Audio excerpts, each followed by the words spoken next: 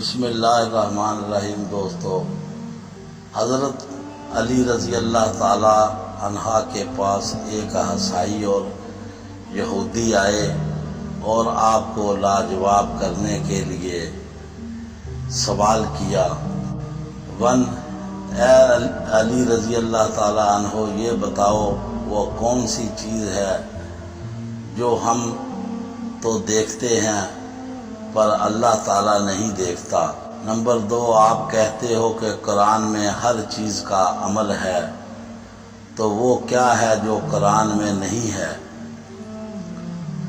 حضرت علی رضی اللہ تعالیٰ عنہ نے مسکراتے ہوئے جواب دیا کہ اللہ تعالیٰ خواب نہیں دیکھتا، کیونکہ نہ اس کو نیند آتی ہے اور نہ اونگ۔ دوسرا یہ کہ قرآن میں سب کچھ لکھا ہے پر جھوٹ نہیں لکھا۔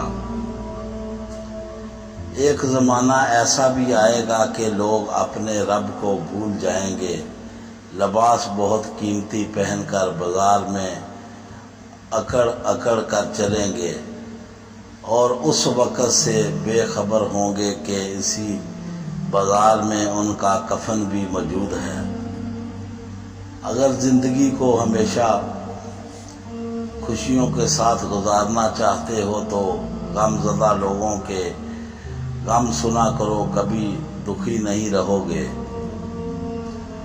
نماز کی فکر اپنے اوپر فرض کر لو، خدا کی قسم دنیا کی فکر سے آزاد ہو جاؤ گے اور کامیابی تمہارے قدم چومے گی۔ دوستو، ہمارے چینل کو سبسکرائب کریں اور بیل آئیکن کا بٹن ضرور دبائیں۔ اللہ حافظ۔